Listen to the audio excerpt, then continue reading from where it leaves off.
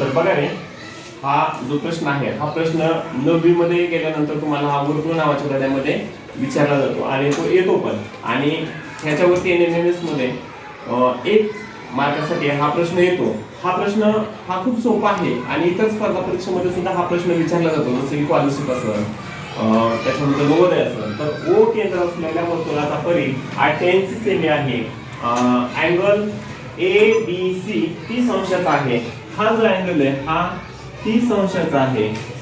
हा 30 अंशाचा अँगल आहे. तर AC ची लांबी किती आहे, म्हणजेच ह्या AC ची लांबी किती आहे असा आपल्याला प्रश्न विचारलेला आहे. उत्तर आपल्याला फक्त AC ची लांबी काढायचं आहे. हा प्रश्न खूप सोपा आहे. खूप सोप्या पद्धतीने आपण काही सेकंदामध्ये याचं उत्तर काढू शकतो आणि ह्याचं उत्तर आपल्याला येणं हे खूप गरजेचं आहे. लक्षात ठेवा. तर कसं आहे लक्षात ठेवा, हा जो आहे हा वर्तुळाचा काय आहे रे, सांगा मोठ्या आवाजात सांगा, काय आहे वर्तुळाचा काय आहे. मग तुम्हाला माहित आहे की अर्धवर्तुळाचा आतला जो कोन असतो तो किती अंशाचा असतो अंतर्लिखित केलेला 90.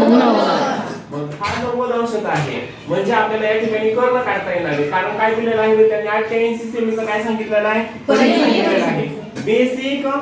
बेसिक परिघ जर 44 सेंटीमीटरचा असेल, बघा बेसिक परिघ हा 44 असेल तर त्रिज्या किती असते रे, 7 सेमी. किती सेमीची असते ती, 7 सेमीची. मग 88 सेमी जर परिघ असेल तर किती येणार आहे, त्रिज्या 14 सेमीची. म्हणजे तुम्हाला काय भेटले रे या ठिकाणी, त्रिज्या भेटली. मग त्रिज्या कुठे रे, इथे. म्हणजे हे किती भेटलं, 14 आणि हे किती भेटलं, 14.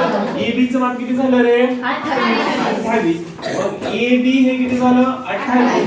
मग मला सांगा पायथागोरसचा सिद्धांत कोणता रे, 90 30 आणि हे किती येणार आहे, 60. आणि 30 अंशासमोर 30 अंशासमोरील बाजू जी असते ते कर्णाचे कसे असते, 1/2. म्हणजेच कर्ण किती झाला रे तुमचा, 28. मग त्याच्याने मग बे के बे आणि या ठिकाणी 14 म्हणजे 14 सेमी हे ह्याचं उत्तर आलेलं आहे.